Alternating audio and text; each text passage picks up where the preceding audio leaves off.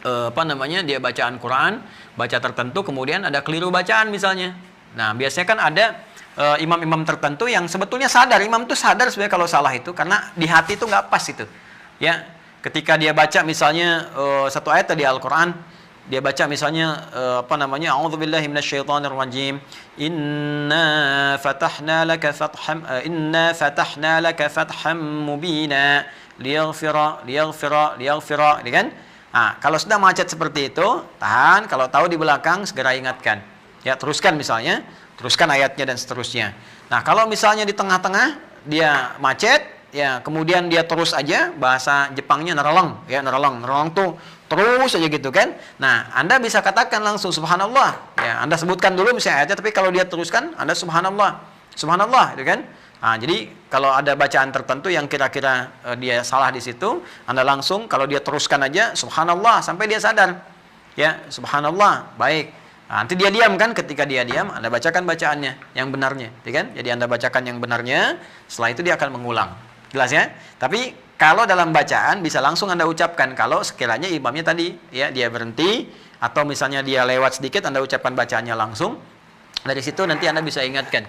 Ya, misal innal muttaqina fi jannatin wa 'uyun akhidhina ma, pakai ma ya. Nah, ingat. Nah, di surah At-Tur tadi surah 51 Ad-Dzariyat ya di ayat 15. Di surah At-Tur, di At-Tur ada juga innal muttaqina fi jannatin wa na'im fakihina bima atahum. Ya, yang satu ma, yang satu bima. Akhidina ma, yang satu fakihina bima. Ini kadang-kadang sering tertukar. Ya, begitu dia baca surat At-Tur misalnya nggak pakai bi-nya, nggak ada. Ya, innal muttaqina fi jannatin wa na'im fakihina ma. Ya, nggak pakai bi.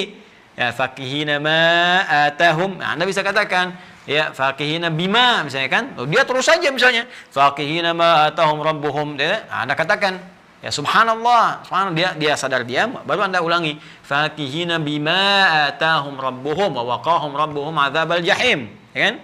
Baru dia ulang kembali. Jelas ya? Baik. Nah, sampai di situ kurang lebih.